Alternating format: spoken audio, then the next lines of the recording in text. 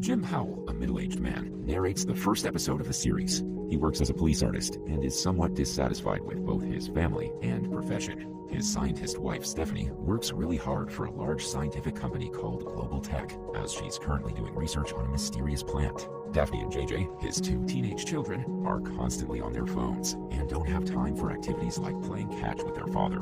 They're losing the ties that a typical family should have among themselves. Fed up, Jim makes the decision that they will all accompany Mom on her research trip to Brazil, so they can all spend some family time together.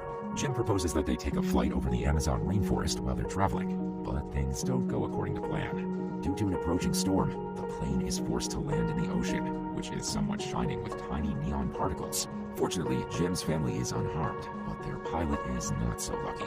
In the next scene, Jim and his family are all back home, leading their separate lives again. After returning from the trip, Jim is back at work at the precinct, where he talks with a female detective, Detective Cho, about a case. As they're talking, a guy in the station suddenly grabs an officer's gun and points it at the detective. Jim sees this and dives to push her out of the way, saving her. However, the gun still goes off. After a while, Detective Cho gets up and wonders where the bullet is. Jim then excuses himself and looks in his hand. There's the bullet. Apparently, he caught the bullet with his own hand without getting hurt. Jim is shocked to comprehend what just happened. He then goes to a batting cage to explore what might have just happened to him. He tips off the security guy and manages to have the whole place for him for an hour. Setting the pitching machine to 90 miles per hour, he surprisingly catches pitches without a problem. Then he increases the speed to 140 miles per hour. Still no problem. Just then, his best friend and colleague George, who is a district attorney, shows up and Jim gives him a gun. George isn't keen on shooting Jim, but he accidentally fires the gun and Jim catches the bullet again. Both of them are left in utter disbelief by what just happened. In the meantime, Stephanie is in a dilemma. She wants to have a nice dinner with Jim, but work is demanding her attention. She has to get across town for a work meeting, but the traffic is very bad. Having no other option, she starts running, and this is when she goes faster and faster. She zooms past cars on the freeway and manages to get to the office on time. It seems like Stephanie has also gotten some new abilities. Back at the lab, she tells her lab tech, Katie, about it, and they go to a racehorsing track to test her abilities. While Stephanie starts to run on the track, Katie, with a radar gun, reads that Stephanie's speed is in the whopping 700-mile-per-hour range. With her newfound ability, Stephanie scoots back home to help her son JJ with homework, as he has a learning disability. In the meantime, Jim and George arrive at a rooftop. George is convinced that Jim has another superpower as well, that he can fly. Jim is skeptical, but gives in and jumps off the rooftop. Unfortunately, his hunch turns out to be true, and he drops to the ground, making a massive crater in it. When he gets up, he looks at the top of the building and leaps back to the roof. This makes Jim realize that although he cannot fly, he can leap like a crazy superhero. As the two men return to their car, their police scanner crackles. It turns out that a guy who's been robbing jewelry stores is being pursued downtown. Jim starts to leap in that direction. He ends up catching the guy in an alley, but before he can subdue him, the bad guy's partner suddenly shoots him in the back of the head. Jim pulls the bullet out of his head, but he is bleeding. Before falling unconscious, he calls George for help. The following morning, Jim wakes up in bed to find George and Stephanie in front of him. Stephanie asks him what the matter is, and Jim finally tells her what's going on. Shocked, she also tells her husband that she's acquired superhuman powers. Meanwhile, their daughter Daphne is having boyfriend trouble at school. The class flirt, Sarah, is hitting on him. Worried, she talks to her friend Lindsay about it. Later, as Daphne plays in her basketball game, she starts to hear everyone's thoughts. It freaks her out, so she calls her parents to pick her up from school. Daphne then tells her mom about her being able to read people's minds. This makes Stephanie realize that even her daughter has gained some kind of ability. Cut to the next scene. The Powells call for a family meeting. They learn that everyone has some kind of power, except for poor JJ. The next day, however, while JJ is taking a math test, things start to glow on the board, and the answers for the test appear right in front of him. He smiles and quickly writes everything down. Elsewhere, Daphne meets her boyfriend, and as they kiss, she can read his thoughts. She sadly learns that he's sleeping with her best friend, Lindsay. She rushes out, leaving him unsure how she knew that he was cheating on her. At work, Jim draws a picture of the jewel thief based on the fight with him in the alley. He then runs the picture through facial recognition and manages to get an ID. Based on his information, Detective Cho and her associate prepare to track down the thief. Before they leave the precinct, they tell Jim to stay behind since he's just an artist and not a crime fighter. When the detectives show up at the thief's apartment, a shootout ensues, and Detective Cho ends up in the trunk of his car. Just when the thief is about to drive off, Jim arrives there. They start to fight, but this time, the jewel thief is ready for him. Jim strikes at him, but the thief surprisingly vanishes and reappears in the back. The thief then tells Jim that he he's not the only one who's got superpowers. They continue fighting, with Jim never being able to land a clean punch on the bad guy. This is until the thief ends up behind Jim with a gun pointed at his neck. Suddenly, a shot rings out. Thankfully, it's from Detective Cho. It turns out that she managed to get out of the trunk and shoot the bad guy. It's revealed that she didn't see Jim's superpower, so she tells him to leave before Internal Affairs starts asking questions. Afterward, the scene shifts to a morgue, where a mysterious man, who surprisingly turns out to be Stephanie's boss from Global Tech, tells his associate Morgan that they should kill the person behind the thief's death. The following day, Jim continues to try to fight crime by leaping to a bank robbery.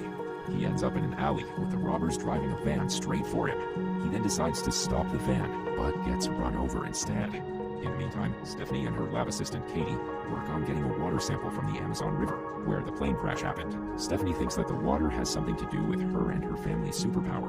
Once back at home, Stephanie starts doing house chores on super speed. She then believes she has time for everything. Meanwhile, her son JJ starts doing better on his tests because, just like his family, he now has a super brain power. One day in the library, Daphne hears her brother learning complex trigonometry theories.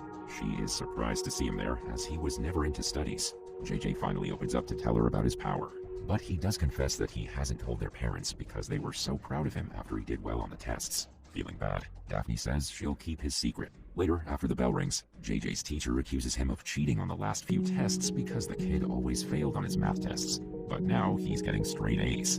In response, JJ blows him away with some complex math talk, but his teacher still wants to talk to his parents about his cheating. Afterward, Jim talks to JJ about the tests. Sadly, JJ gets the impression that his dad thinks he's cheating too, and storms off.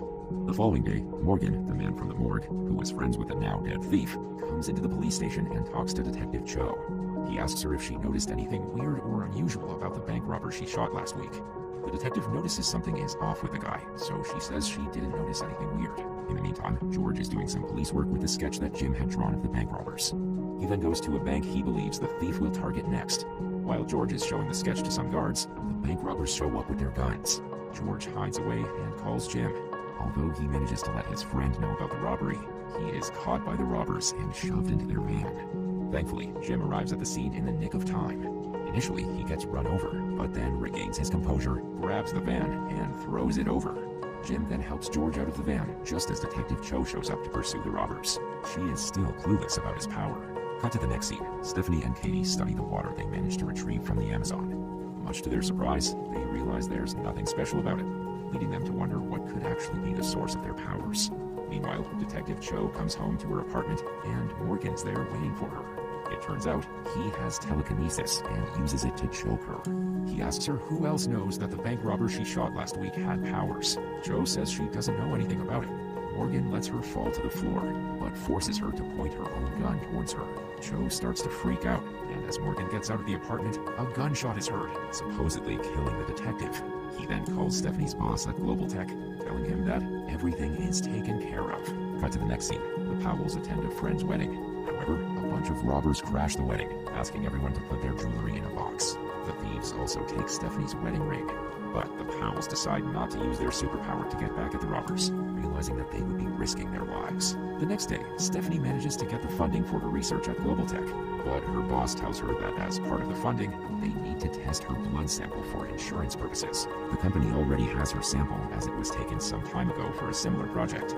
Realizing that her boss and the others would find out about her superpower once the blood is tested, Stephanie comes up with a plan to switch her blood sample with Katie's. In the next scene, Daphne and her dad Jim talk about how things are going. Just then, he gets a call from George about another wedding that is likely to be robbed. Therefore, Jim lies to her that he has some emergency work at the precinct. However, since Daphne can read minds, she learns about his lies. That night, Stephanie and Katie are at Global Tech to switch some of Stephanie's blood samples. Katie has the route mapped. Stephanie just has to break in without slowing down, or the cameras will see her. Additionally, she has to swipe a key card at one point. She manages to do that and get past the guards without being noticed. She then successfully swipes the blood samples. In the meantime, George and Jim are at the wedding. Just then, the robbers show up and Jim tries to subdue them. During this time, he gets shot, but the bullets don't work on him. The robbers believe Jim to be a cop wearing a bulletproof vest, so they try to escape, but not before he punches one of them unconscious. The robbers and Jim all rush out past Daphne, who is at the venue to see what her dad was up to. Apparently, her dad is trying to fight criminals all by himself. When Jim sees that the robbers are getting away through a rope, he leaps up on a building and manages to grab one of them by the leg. The robber falls down onto an arriving cop car, but surprisingly survives. When Jim returns home, Stephanie and Daphne are waiting for him, angry about his lying. Apparently, they had promised each other that they will not be using their power until they really know what's happening to them. Jim tells them that his powers are finally letting him be the person he wants to be. The following day at work, George tells Jim that they had to let go of the robber Jim caught yesterday, since they have no evidence. However, George does not have Stephanie's ring, which was recovered at the scene. In the meantime, Global Tech's boss calls in an employee, asking if he was in the building the other day, as his card was used to access the lab. We realize that the card was stolen by Stephanie to break in, but the employee is clueless about this. Later, the boss observes the CCTV footage, but doesn't see anyone.